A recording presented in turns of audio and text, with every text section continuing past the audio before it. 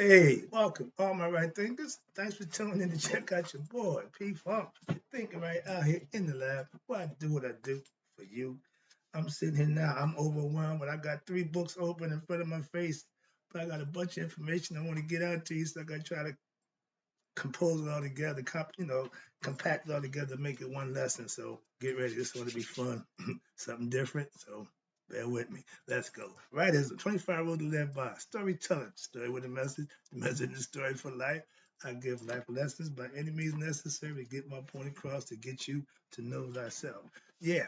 So doing that is my mission for all y'all to get your knowledge and understanding to be your best self. So doing what I do for you is what I enjoy doing. Right now, I got a whole bunch of stuff for you. I'm so excited about it, so I got to calm myself down, relax. I got all this stuff I've been preparing. Now it's time. Okay, showtime. Let's go.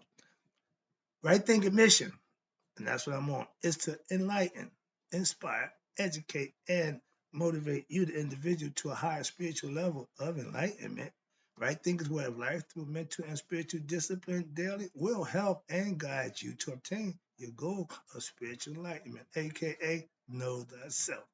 That's my mission that I'm on, that you get all this information to help you do just that. Know thyself. There's a lot to take in, but it's fun serving it out. See how you enjoy it. Let's go. Know thyself is my mission to get all y'all to do just that. So yours is to do just that. Know thyself with the information that I give you daily. A person who knowing thyself is the question I ask hard. If you don't have the answer for yourself, tune in. That's what I do for you. I can help you out with that. When I get through with you, you'll know yourself. A person who knows not and knows not that they know not, disregard them. They're foolish. A person who knows not and knows that they know not is simple. You teach them. That's why I do what I do for you. Appreciate you too. Stay tuned. I got more for you. A person who knows not and believes or think that they know is dangerous. Avoid them. I do. A person who knows but knows not that they know is spiritually asleep. I can awaken them. I'm the spiritual alarm clock here to wake you up with knowledge of self. A person who knows and knows that they know is wise. Follow them.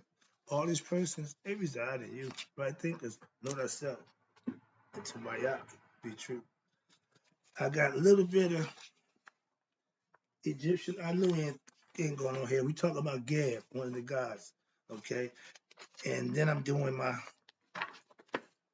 Comedic Tree of Life because this breaks down, this goes really in deep.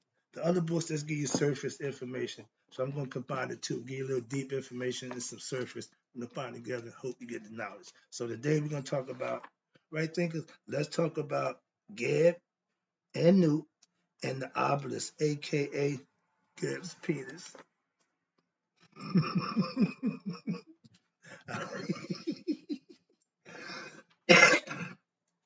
Now right here, you see a picture.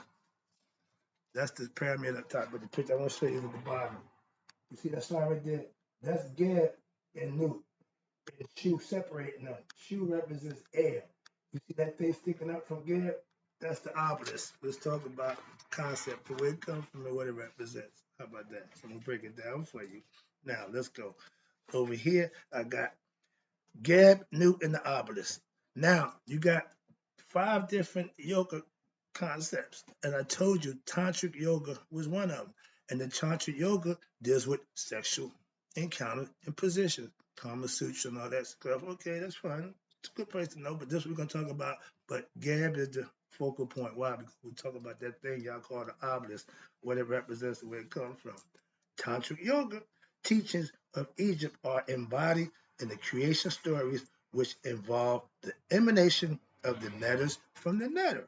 As soon as the pairs of netter, which was Shu and Tufnut, then you got Geb and Nut, Osiris and Isis. We're using the Greek names, but it's Asar and Aset, Haru and Hathor, or Hathor, Set, Nephthys with the Neptet. They changed. See, the Egyptians just changed all our names. So when I'm reading, I hate that. I got to go back and forth, but that's the conflict that they created. But all these arise out of the one supreme androgynous being.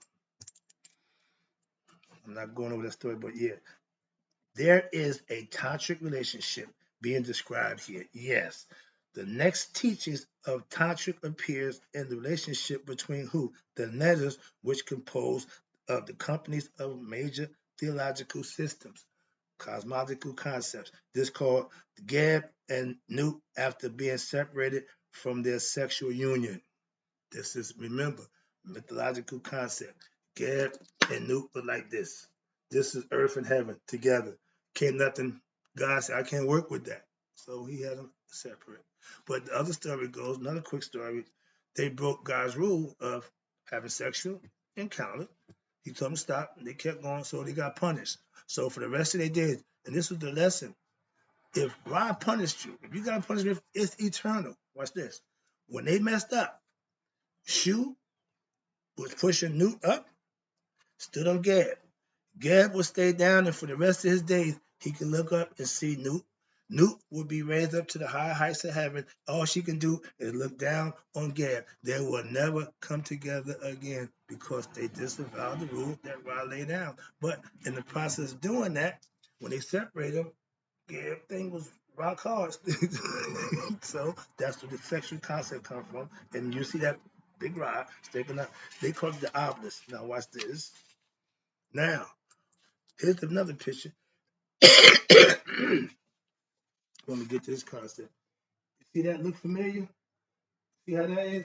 When Dr. Ben was teaching, he would say heaven is between the black women's legs. And the pylons, I even use the pyramids. The pylons as a mason, we got the pillars, okay? They uphold. But remember, the pillars is female legs opening up, and the male goes between them. I just want to let you know, and you see how it breaks out. Now, let's talk about this. One of the most ancient creation myths, hear that? Myth of Egypt tells of how Ra, supreme being, emerged out of the primeval waters, and from Ra emitted Geb and Nut. In this cosmological system, Geb represents the earth or the physical nature, and Nut represents the heaven or the subtle nature of creation. Physical, subtle, opposites come together as one. They start out in the love embrace, they have to separate. So now, in the beginning, watch this. Creation consists of heaven and earth and nothing else. Why? That's why. All right. Now, because they held each other in such a tight embrace, this is all sexual, that's all physical. That is had did not they held themselves in tight embrace that it did not allow anything to exist. Okay?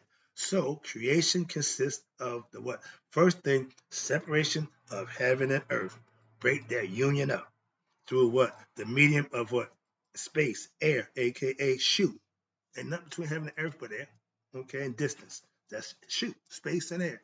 All right. Thus, Ra separated Geb and Nut with who? Shu as space and ether. Again, there are many depictions of Geb and Nut after their separation by Shu.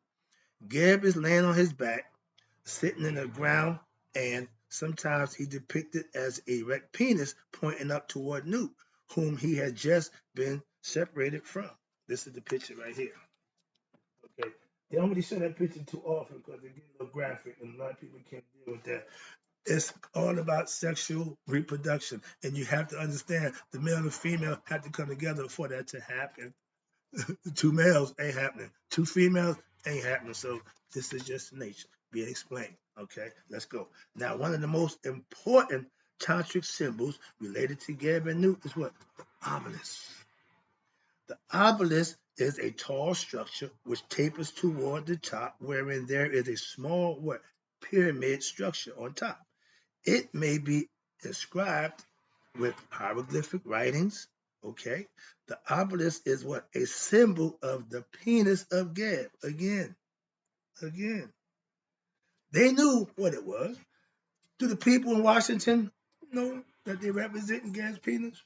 Or they just think it's a monument, sundial, no, they're telling you what it represents. So if you're going to follow something, learn what it's about and understand what it's about. Then you make a better decision if you want to be part of that. Because if somebody asks you why you doing this, what's that, and you can't answer, you look kind of, ignorant. So that's not a good place to be. That's why knowing thyself is so important. It was, watch this. Now it raises out of the earth and reaches up toward the sky, reminding us of what? The original separation which caused heaven and earth to come into being. The deeper mystical symbolism of the obelisk can be seen where? When it is viewed from a distance. The space around it symbolizes what? Heaven, or the air, that's heaven. So therefore, heaven and earth, though appearing to be separate, are in reality always one. If the earth itself is viewed from the outer space, it is the surrounding and unfolding by the heavens. This is exactly what is being conveyed through what? The depiction of Newt enveloping Geb from east to west. This is the underlying oneness of creation, and it is the same oneness which what must be realized in the human heart. Okay, though appearing to be separate from creation, in reality, watch this: every human being is unfolded by and indeed one with creation, aka God. Any religion that separates you from God, don't follow it. Simple as that. Simple as that. Moving on. Therefore, rituals, watch this, developed wherein the symbolic raising of the obelisk were equated with what? The raising of the human soul to discover its oneness with creation to be established tetu in a vertical movement which is rooted in the physical nature of God. As a master mason, I would raise you from a dead level of ignorance of Masonic knowledge to the knowledge of knowledge from Masonic information on the esoteric level where I'm going to instruct you and teach you how to know yourself. It's the same concept. I didn't know that then, but I do now. And that's what it's saying right there. I did it symbolically. Remember, rituals are symbolic purposes to get you to understand something, be it good or bad. You got good rituals, you got evil rituals. But those who follow it, they know. So understand that. That's what Jackie's talking about. They do that. Yeah, everybody got something they do, esoteric meaning, symbolically. Okay, understand that. That don't make it good or bad. Every individual has the right to make his decision for himself or herself. Let's go. Now watch this. Where we at? While at the same time being in touch with what? The spirit, which is new.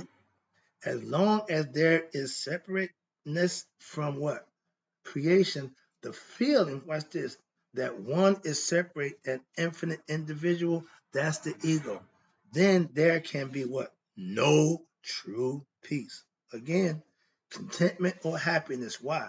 The supreme being and creation are one and the same. Also, what? The soul of every individual and the supreme being are what? One and the same also. You just don't know that. If you knew yourself, you would know that. Hence, know thyself to know God and yourself as one. That's the whole kicker that we lost sight of that. So we need to start getting, just understand that. If we all knew we was God, then we act a little different. I'm just saying. So knowledge and understanding will get that point across when we teach them young. I want young people to know they are gods in flesh. So now that Jesus, no, you got to go that deep. Make it real simple. Okay, that thing that's in you, that's God. Adhere to it, respect it, do good things, and good things that happen. We teach at a young age, they grow in the right manner. And watch this. So therefore, uniting with what? Your higher self, universe, is the what? The natural progression of what? Self-discovery, aka knowing thyself. It all comes back to the same thing. The separation of what? Individuality experienced by most people and reinforced by society is an expression of what? Spiritual ignorance of the truth, which is thyself. Knowing who you are is the truth and essence of yourself. Sorry. Now I'm going over here to tell you about Geb, the Technu, or the phallus. They call it the obelisk. Then you got Newt, which is the womb of creation. Again, see how they fit like a glove? See the dent there? That's purposely. That's to get a point across. You see that? You should know the male going to the female. Simple. Now, watch this. Above the left, you see the obelisk. The one on the left is the obelisk. It represents the penis of Geb. Again, but it represents Earth. Remember, symbology. The skyline around the Earth, which is stretched over, is heaven and the cosmos. That's why she got the stars in her body.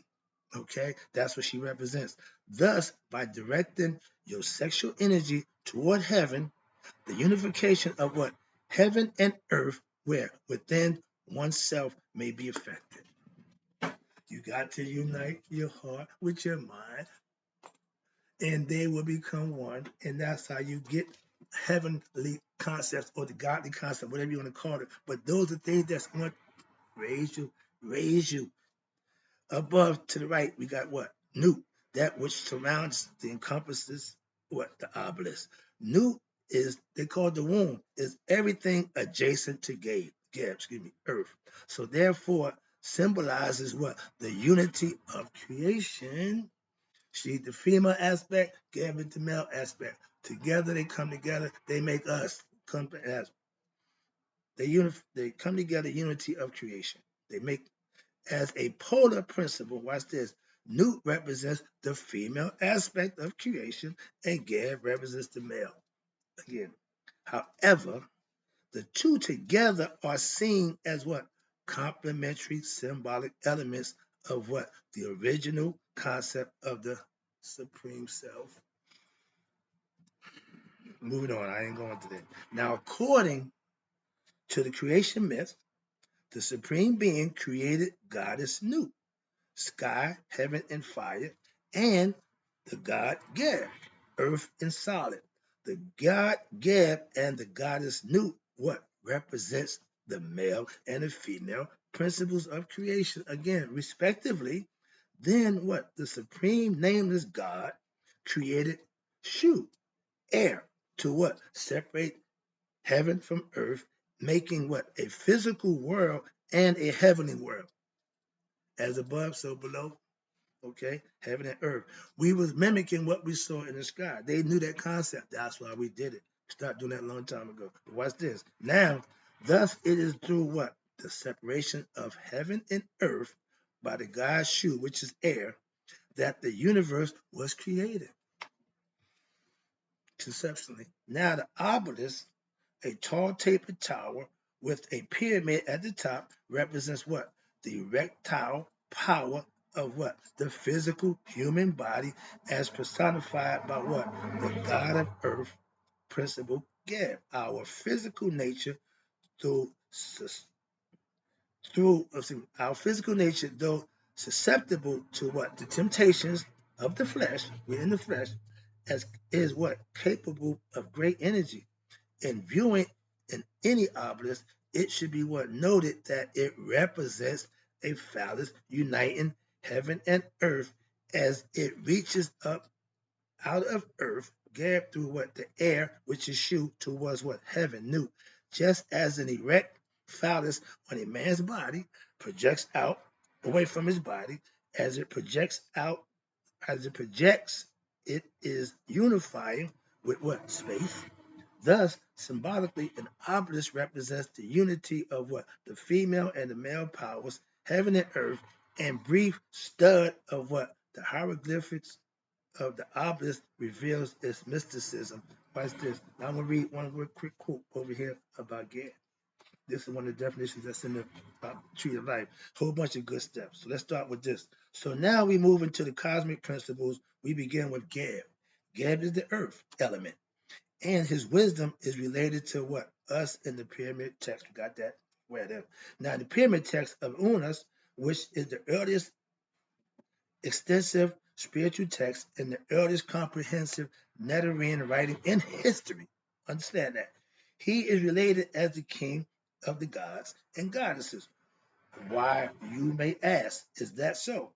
Was it not established that Ra was the king of the gods and goddesses? We're going to discuss that later, but right now we're dealing with Geb. Now, the symbolism behind the headdress of Geb was the goose and the crown of Lower Egypt in the area of the Delta. I hate that fluff. Yeah, I don't like that. Where we at? The good stuff. Right there. Now,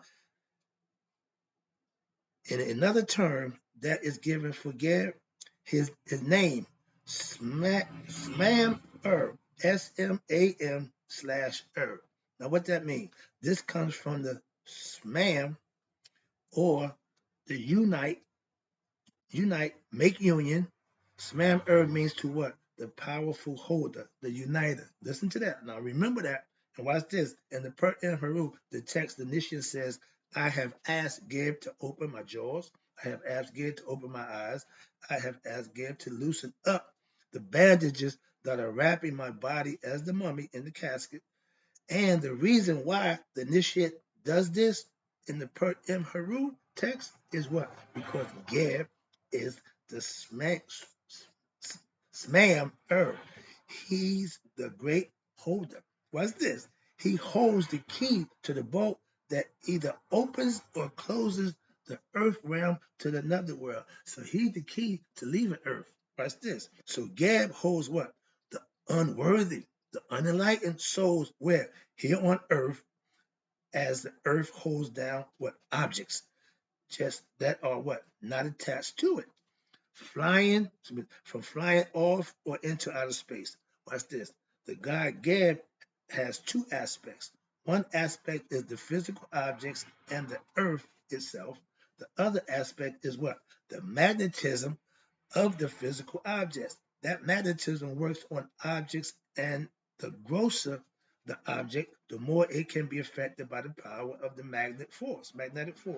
Since mind, watch this, the mind is composed of what? Subtle matter, but matter nevertheless, it can be affected by physical magnetic forces.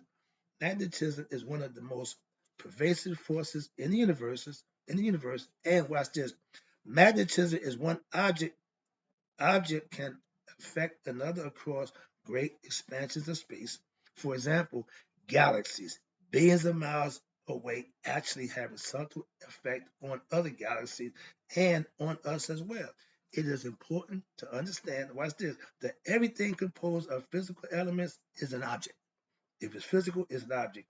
Therefore, even the human body and the mind are objects. So if one is attracted to a person or another physical object, the principle is the same. Again, the mind being composed of physical elements can be affected by magnetic forces, but the subtlety of the grossness of a person's mind is determined by the understanding of life and the kind of desires and objects that the mind holds dear or to be repudiated.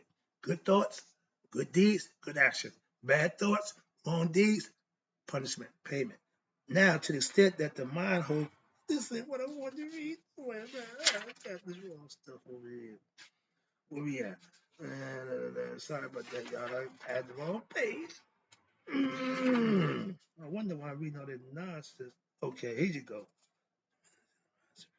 Okay, here you go.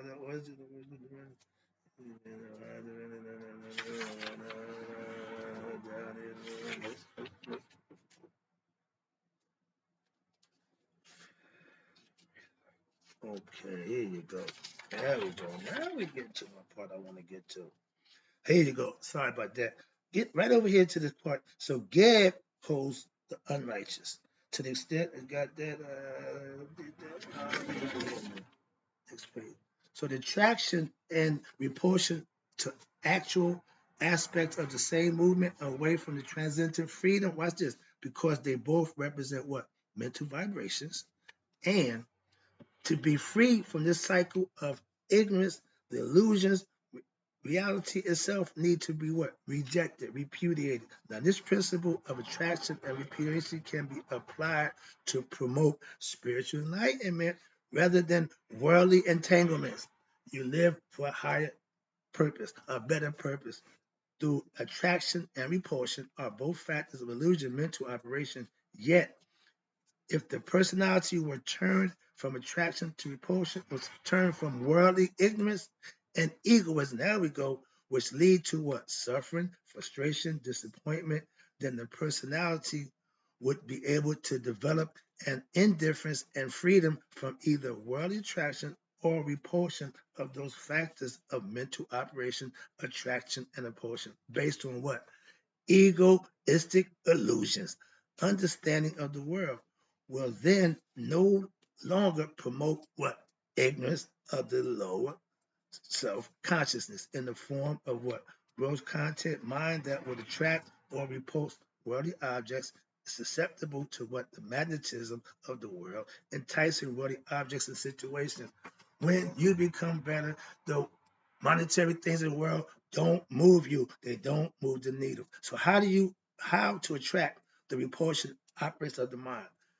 Attraction, watch this, unrighteousness. How you repulse that? With righteousness. Attraction, desires, sexual, physical desires. How you repute that? With indifference. Okay, let it go. Leave it alone. Don't follow that. No. Then you got ignorance. How you report ignorance? Wisdom, knowledge of self. Then you got the delusion, which most of us live under. Get understanding. That will erase that illusion of thinking about this and not knowing. Knowing is having understanding. Last one, attachment. Detach from a situation to make you deal with it from a different perspective. If you get emotionally involved in situations, they're hard to deal with. So you want to be able to dispatch from yourself. Okay. And God, Geb, watch this. Geb holds the key, and he is the one who what? Opens the door so that the light of Ra can come through every morning and shine on the earth. He is also the one who holds the key to allow what? Righteous souls. That's what I want to be. Righteous souls to leave the earth realm with their time, when their time is up on earth, or he holds them if they are what? Unrighteous souls. He holds them fast. He bonds smam, S-M-A-M, them to earth, meaning he holds them. He keeps them here. They have to what? Hang around on earth, that is to say, in a what? Lower netherworld, so they can what? Suffer their fate or work through certain issues so they can what? Move forward.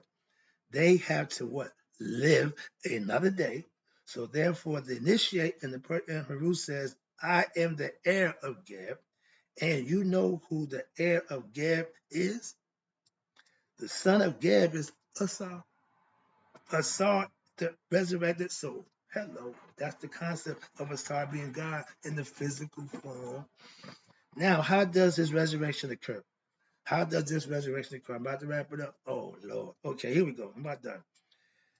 How does resurrection occur? In the Per and Haru, you must live on the bread of Geb. The bread of Geb is what? Purified divine food, eating the right things. This is the food that has been what? Created by what? Righteousness. Geb as Pharaoh, king of ancient Kemet, presides also over righteousness. He is known as the king of righteousness. Now, how did he become king? Before we continue, let us get out onto that. In the writings of the Mento and the pyramid text, it also tells how Ra came out of the Nome in form of Khepri, Ratem. He also the king of gods. This was around 36,000 BCE. Now all this was done. Then you got there with the next period that comes through when the gods and goddesses ruled the earth. And this mystic history is related to us also. Why? In the history of Manetho and the story of the divine cow, Meher, known as the story of Hetharu and Tahuti, another lesson. Then, watch this. At the same point, also Shu, his son, became king. When Shu had his offspring, Geb and Nu, Geb became the king. Geb and Nu had their children, and so Asar became the king. See how you go? Succession. After Asar, we had Haru. That's how it went. So when Ra was king, he talked about how king of thousands of years. Oh, where we at? Where we at down here? So watch this. So when death, watch this, there would be a constant misery because life is mostly misery, punctuated by what? Death. So death is actually a blessing to some people. Not that you should run out and commit suicide. No, no, no. Or go and slit your throat. Or take a bunch of sleeping pills and all that nonsense. But we kill ourselves in installments. Do the wrong thing, stuff that's gonna cause us early death. We do that on our own. So death by suicide installments, I call it. Take the bunch of pills, anything like that. Suicide cannot help you from the philosophical perspective. From a philosophical perspective, why?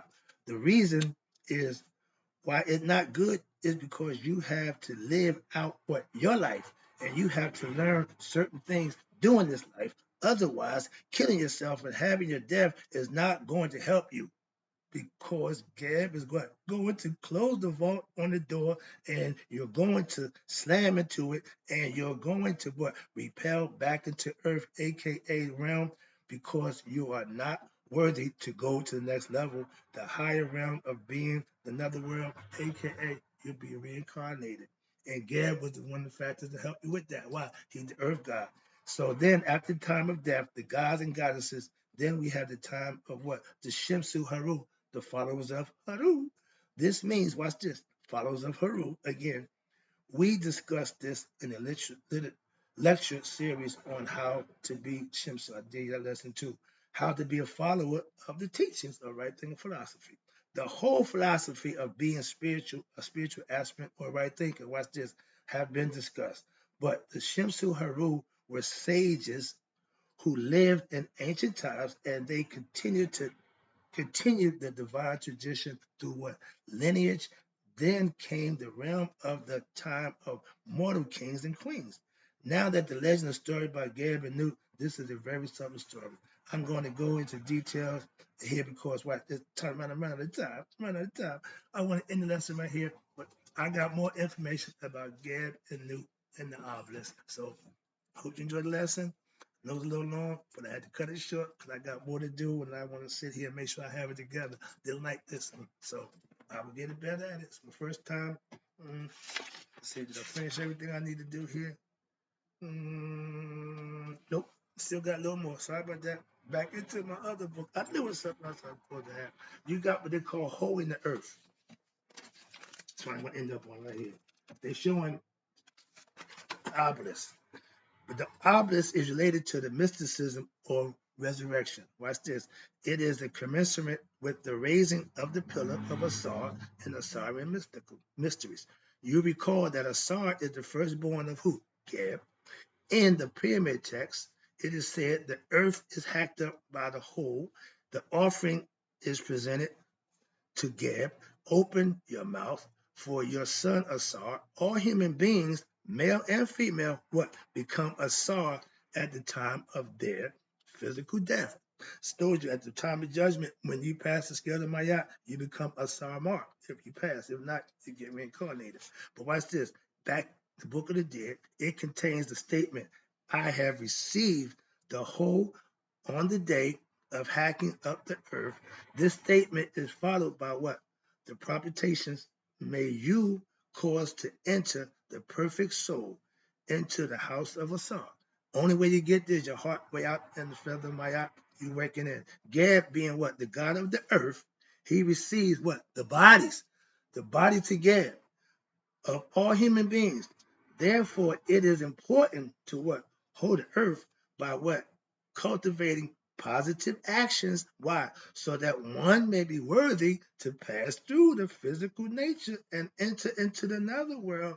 This development is symbolized by what? The raising of the obelisk, which in tantamount to arousal of what? Your sexual energy, aka Kundalini, and its sublimation of your physical desires, sexual desires, into what? A transcendental movement upwards towards what? The sky, higher self, wherein waits who? Newt, to receive who? The righteous souls enlightened in the what? The tomb of Rekmire at Thebes. The rite of holding the earth and raising the obelisk are depicted at the entrance of the tomb. When you walk in, this is what you need to do to get out of here. Because if you don't satisfy Gab, you ain't going nowhere. That's the concept. So Gab is the God of earth. If you don't live righteous, get enlightened, you stay right here with Gab. Body of the earth, spirit to heaven. If it's enlightened, that's the lesson. I'm done. Thank you.